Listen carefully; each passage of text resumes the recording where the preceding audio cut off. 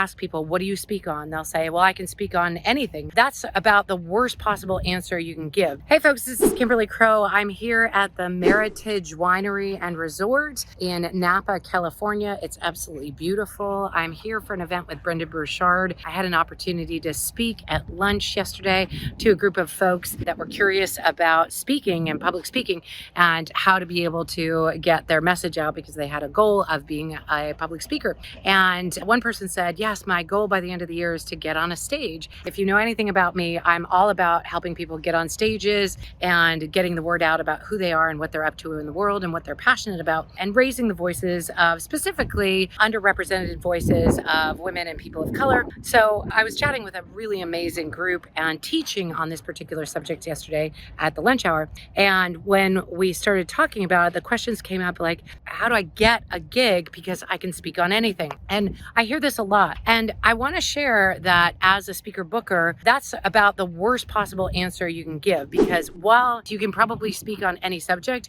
we want to know what you're an expert in. We want to know what you're passionate about. We want to know what you're really good at speaking on. In fact, ideally, we would like to know what your signature talk is. That is, what are you an expert in? What are you passionate about? What do you have knowledge about to share with our audience? If I asked anybody in that room to speak about leadership, they could all probably put together a 5 to 10 to even a 30-minute talk on leadership. But what are they really passionate about? So as we drilled into it, we talked a little bit about what kinds of clients she had. And she said, well, I can serve anybody. Another really difficult answer when you want to be a speaker, because we want to know that you speak to our people. And one of the things that people lean away from is, I don't want to narrow it down too much. I don't want to say, I only speak to this small group of people because I'm afraid I will rule out some possibilities. But as you know from doctors, the generalists don't make a whole lot of money. The specialists do make a whole lot of money. So specializing and becoming an expert in a very specific area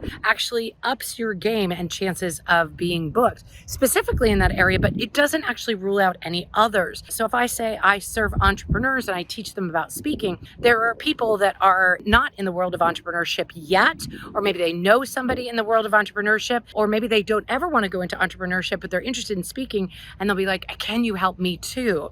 And of course, the answer could always be yes, but when you niche down to a specific audience that you serve and you serve them really well, you can identify what their needs are and how you can specifically help them. So for me, I'm booking speakers all the time. And when somebody says to me, I can speak on anything, I know that you are sort of a jack of all trades and you would be willing to speak on anything, which is fine.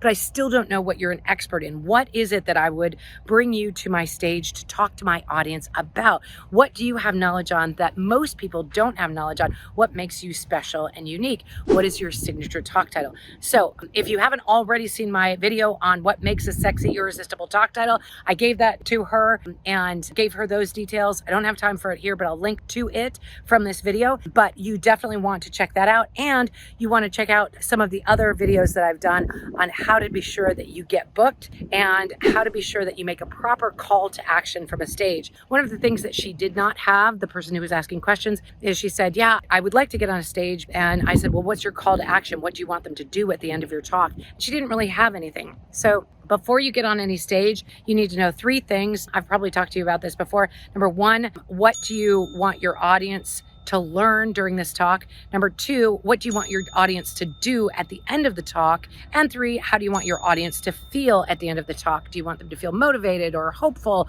or pissed off about something, ready to take action? But the number 2 one is super important. What do you want them to do at the end of your talk? Do you want them to go to your website? Do you want them to book a call with you? Do you want them to download your freebie? Do you want them to buy your book? What is it that you want them to do at the end of the talk? So you need to have that in mind when you are going to go out into the world of building a business from public speaking, whether that is building your existing business by getting out and speaking on other people's stages, or by building a business by speaking. All right, ladies and gentlemen, there's more for you. So check out our channel, subscribe, and see some of my other videos on these other topics. But this one was really, really fun for me to share from Napa Valley, California. I love my job, being able to speak from anywhere in the US and beyond. I'm Kimberly Crowe. We'll see you next time. Cheers.